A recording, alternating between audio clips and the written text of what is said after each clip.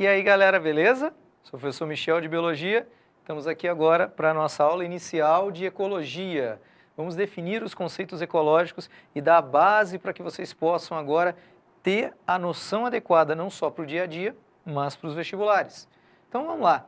O que é ecologia? Logia, logos, estudo. Eco vem de oikos, casa, ambiente. Vamos estudar o ambiente onde os seres vivem e como esses seres interagem entre si.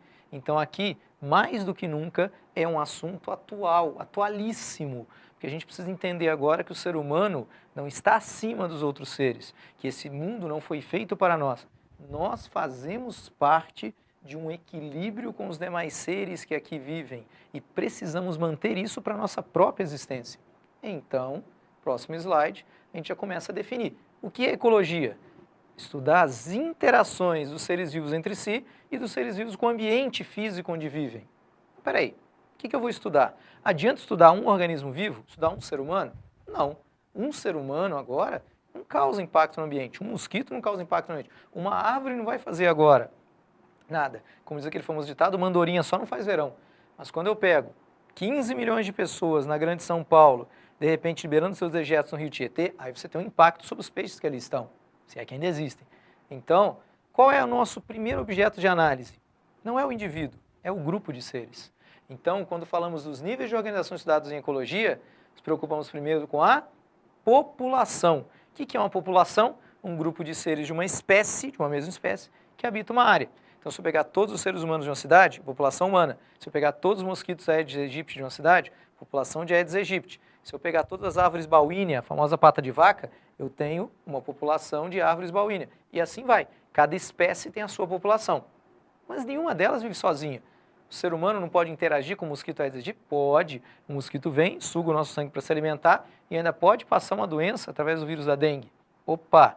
Então, as populações podem chocar, interagir. Essa interação estudada nas comunidades.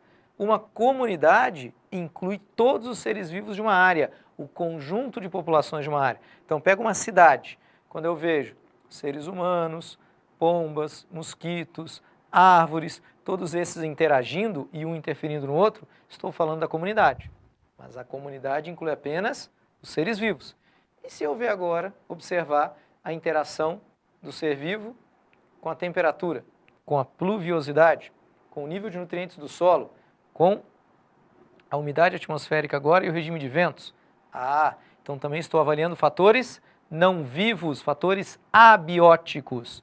Quando eu vejo o conjunto formado pelo que é vivo e o que não é vivo, não vai me falar que está morto, porque para morrer tem que estar vivo primeiro. Entre o que é vivo e o que não está vivo, entre o biótico e o abiótico, eu falo em ecossistema. O tamanho de um ecossistema é definido pela sua necessidade de estudo. Posso pegar a área ao redor de uma árvore e falar que é um pequeno ecossistema. Posso pegar o lago de uma cidade e falar que é um ecossistema. Posso pegar a área de uma cidade, sempre avaliando tanto os seres vivos quanto o ambiente físico, e falar que é um ecossistema. Posso pegar todo um grande ecossistema de uma área que tem vegetação agora determinante, um bioma, cerrado, a tundra, a taiga. Eu posso falar que isso é um grande ecossistema. Qual seria o maior ecossistema de todos? A biosfera, o planeta inteiro, a esfera de vida. Então, no próximo slide, a gente mostra essa escala agora hierárquica. O organismo aqui não adianta estudar uma girafa, mas quando eu estudo o conjunto de girafas, aí sim eu tenho agora uma população. Quando eu pego diferentes populações e vejo como elas interagem, eu tenho uma comunidade.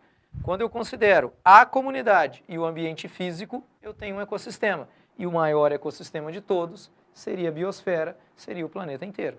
Com essa noção, a gente tem que pensar agora de novo na população. Como é que eu vou descrever uma população? Eu tenho que falar de onde ela vive, onde ela mora e o que ela faz para sobreviver, o emprego dela. Então, os parâmetros que me permitem descrever uma população são habitat e nicho ecológico, que a gente vê no próximo slide. O que é o habitat? É o espaço físico onde uma espécie é encontrada. O que é o nicho ecológico? São os hábitos de vida que aquela população tem para sobreviver, para reproduzir, para perdurar. Então, por exemplo, um caranguejo, o habitat dele é a praia arenosa, mas ele se alimenta de detritos orgânicos. Se eu falo da praia arenosa, é o habitat dele. Se eu falo do que ele está se alimentando, eu estou descrevendo um nicho ecológico. Se eu pego agora uma borboleta, eu falo que ela vive na mata, é o habitat dela, mas eu falo que ela está se alimentando de vegetais para conseguir os nutrientes, na fase larval de folhas, na fase adulta de néctar, aí eu estou descrevendo o nicho ecológico dela. Vocês verão, não adianta ficar decorando todos os hábitats desse nicho, vocês verão esquemas nos vestibulares colocados para vocês, como no próximo slide. Então eu coloco aqui um mangue. Um mangue é um habitat agora costeiro, onde nós temos diversas espécies. Então a ave colhereiro, o caranguejo, o camarão, o mão pelada, o robalo. E aí a gente começa a ver, está todo mundo no mesmo habitat, mas está todo mundo no mesmo nicho ecológico? Não, espera aí. Estamos descrevendo ali, ó. O caranguejo está se alimentando de micro-organismos. O mão pelada está se alimentando de camarões. O robalo está se alimentando de camarões. Espera aí. O colhereiro se alimenta de crustáceo, como o caranguejo, como o camarão. Ora, se eu considerar que o colhereiro está comendo o caranguejo, tudo bem, não interfere com os outros. Mas se ele vai comer o camarão, que o mão pelada também come, que o robalo também come, aí eu tenho uma intersecção dos nichos ecológicos. E quando dois seres estão no mesmo habitat e estão ocupando parcialmente ou totalmente o mesmo nicho, eles vão brigar por alimento. Isso mostra que a intersecção de nichos permite a chamada competição entre seres da mesma espécie. Nós podemos ter competição por espaço, que é competição pelo habitat, mas eu posso ter competição também por nicho ecológico, por alimento, às vezes por reprodução na mesma espécie. Então, o vestibular dará dados a vocês, figuras, tabelas, textos, você vai ter que avaliar. Espera aí, ele está falando de um habitat, está falando de nicho ecológico. Então, a gente tem que tomar muito cuidado. Não? Aqui a gente tem que exercitar para tornar esses termos mais comuns, para ver agora como que eles são colocados para nós.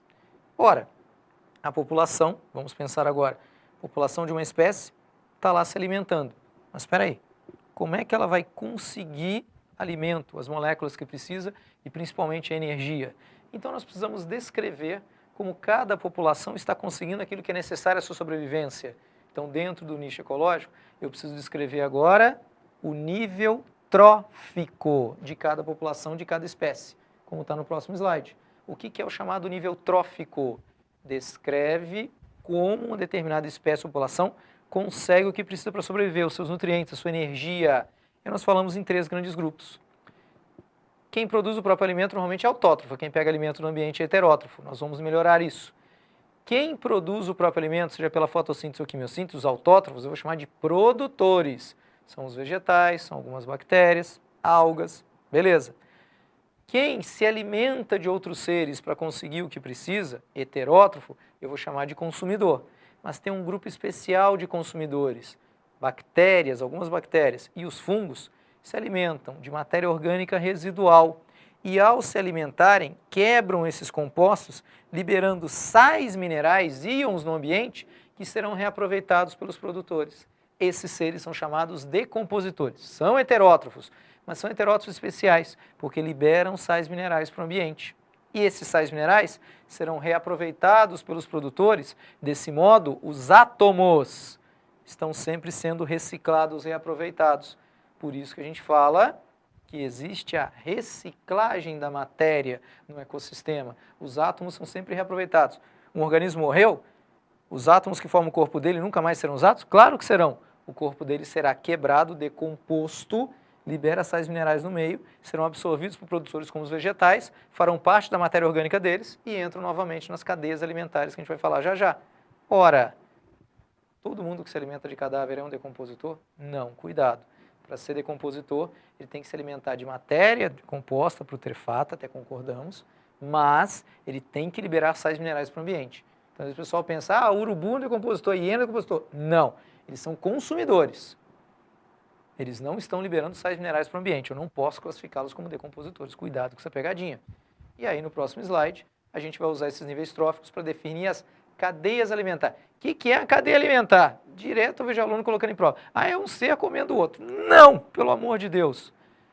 Átomos, moléculas, na verdade, formadas por átomos, são passadas de um indivíduo para outro, de uma população para outra. É uma transferência de matéria. Então, as moléculas formavam o produtor, passaram para o primeiro consumidor, primário. Quando o consumidor secundário se alimenta do primário, as moléculas passam para ele. E assim vai. Então, eu tenho transferência de moléculas e a energia contida nessas moléculas também é passada. Então, o produtor fez fotossíntese, produziu matéria orgânica. Quando o consumidor se alimenta dele, consumidor primário, as moléculas que formavam o produtor passam para ele. Aí vem o outro consumidor, se alimenta desse consumidor primário, o secundário. Então, as moléculas que estavam no produtor passaram para o primário, agora passam para o secundário. Estou transferindo de um nível trófico para outro as moléculas, a matéria, e a energia vai junto.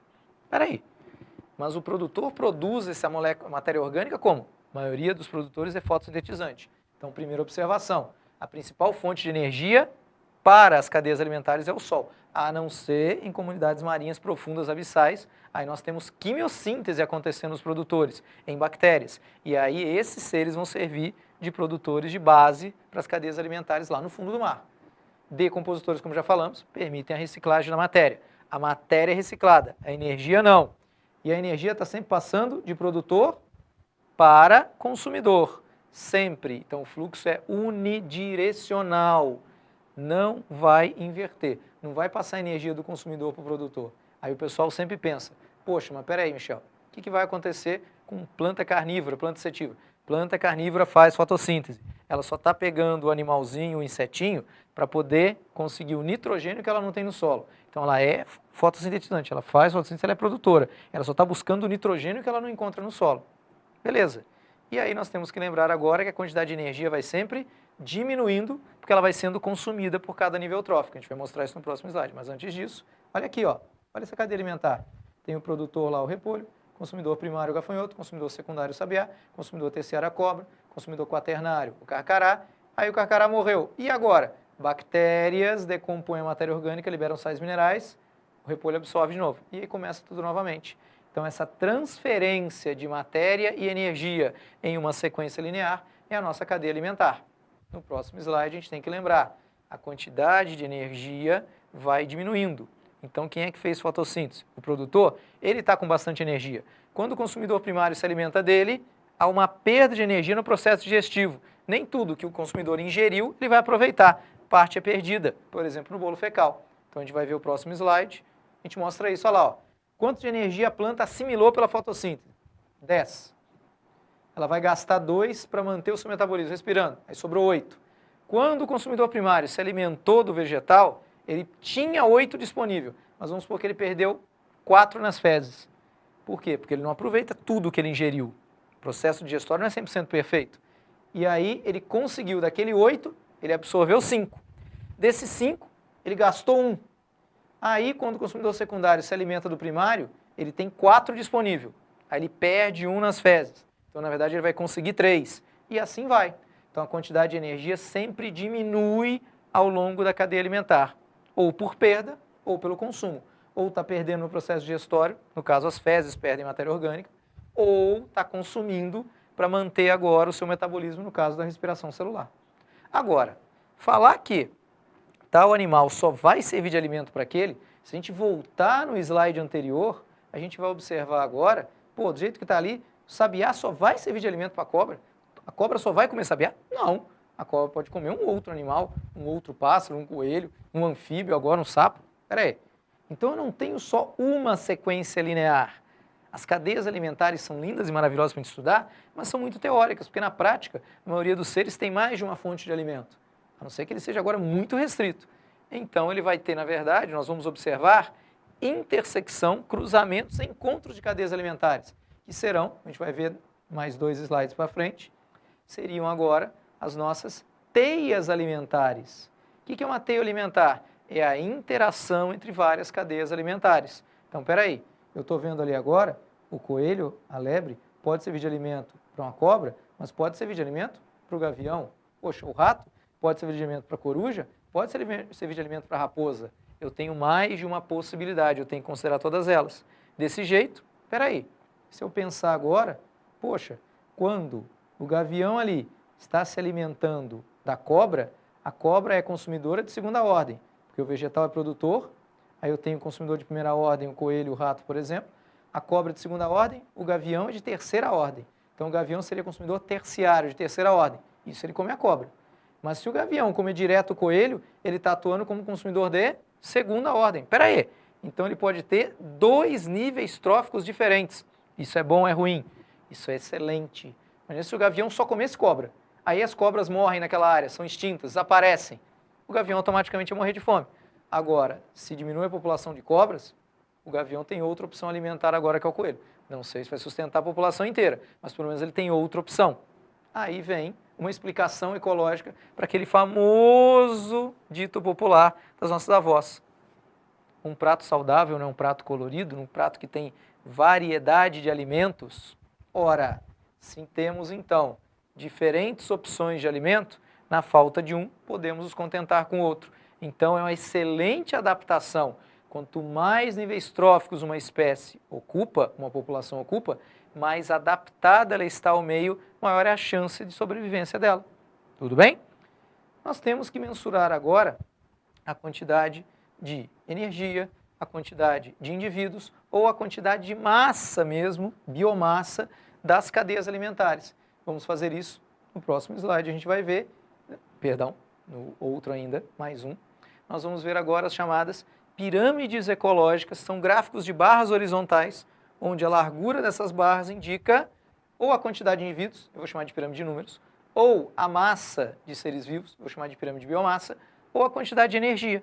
Então, peraí, eu tenho uma cadeia alimentar, vegetação rasteira, gramínea, serve de alimento para o gafanhoto, serve de alimento para o sapo, serve de alimento para a cobra. O gafanhoto vai comer uma folha só de gramínea? Não, várias. O sapo vai comer agora um gafanhoto só? Não, mais de um. A cobra vai comer um sapo só? Não, mais de um. Então, o que acontece? Você vai ter lá números, 1000 gramíneas. Servem de alimento agora para 500 gafanhotos, que vão servir de alimento agora para 50 sapos, que vão servir de alimento agora para 10 cobras. Então, normalmente, o gráfico tem esse aspecto com a base maior e o cume menor, por isso que a gente chama de pirâmide ecológica. Mas sempre vai ser piramidal? Não. Pode ter pirâmide invertida de números. Olha aqui embaixo, por exemplo. Numa árvore, eu tenho larvas de inseto. Então, uma árvore, pequenininho, eu tenho uma grande quantidade de lagartas, de larvas de insetos. Então, a base está fininha, o nível superior agora está bem maior. Aí depois eu terei cada pássaro se alimentando agora de mais de uma lagarta, então a quantidade de pássaros diminui. Ah, então uma árvore vai ter muitas lagartas, mas essas lagartas sustentam um número menor de pássaros. Então eu posso ter pirâmide invertida de números, uma pirâmide de cabeça para baixo, com o cume maior do que a base. Deixando aqui no próximo slide para reforçar para vocês, no último slide que a gente tem agora, pode passar, nós vamos ter agora uma comparação. Qual que é a comparação que a gente quer mostrar? Nós vamos ver que a pirâmide de números pode ser invertida, a pirâmide de biomassa pode ser invertida em um caso, mas a pirâmide de energia nunca pode ser invertida. Por quê? Vamos ver no próximo slide, pode passar. Aí, nós temos lá, ó, pirâmide de números, o primeiro lá em cima. Ó, normalmente é uma pirâmide. Pode ser invertido? Pode. Aqui vocês têm um exemplo. Uma árvore com lagartas e aves. Numa árvore, muitas lagartas, poucas aves se alimentando dessas lagartas. Beleza, inverteu. Pirâmide de biomassa. Quantos quilogramas, quantas toneladas de gramíneas sustentam? Quantos quilos de gafanhotos que sustentam? Quantos quilos agora de sapos e assim vai. Normalmente, pirâmides de massa são piramidais, porque você vai perdendo um pouco de massa agora no processo de gestão com o bolo fecal. Mas tem uma exceção, que é uma que inclui, está aqui embaixo, fitoplâncton, zooplâncton em peixes, porque a taxa de reprodução do zooplâncton é muito rápida. Então você chega a ter uma biomassa maior de zooplâncton do que de fitoplâncton, mas é a única exceção que a gente conhece de pirâmide de biomassa invertida. Pirâmide de energia, quantidade de energia em calorias que eu tenho. Ah, eu tenho tantas quilocalorias nos vegetais, aí eu tenho tantas quilocalorias agora no consumidor primário e no secundário, e assim vai. Pirâmide de energia nunca será invertida. Por quê? Como nós já falamos anteriormente, a quantidade de energia sempre diminui. Se a gente voltar 4 slides, por favor. Mais um. Aí, nós temos, olha lá a quantidade de energia. Tem mais no produtor, menos no consumidor primário, menos no consumidor secundário, e assim vai, devido ao seu consumo e à sua perda. Então, voltando para o último slide, o que a gente observa? A pirâmide de energia nunca pode ser invertida. Por quê? Porque sempre está perdendo energia na passagem de um nível trófico para outro. então sempre vai diminuir. O nível seguinte sempre vai ter menos energia agora do que o anterior. Tudo bem, galerinha? Isso aqui é a nossa base inicial de ecologia, espero que tenha sido útil para vocês. Obrigado pela atenção, aquele abraço.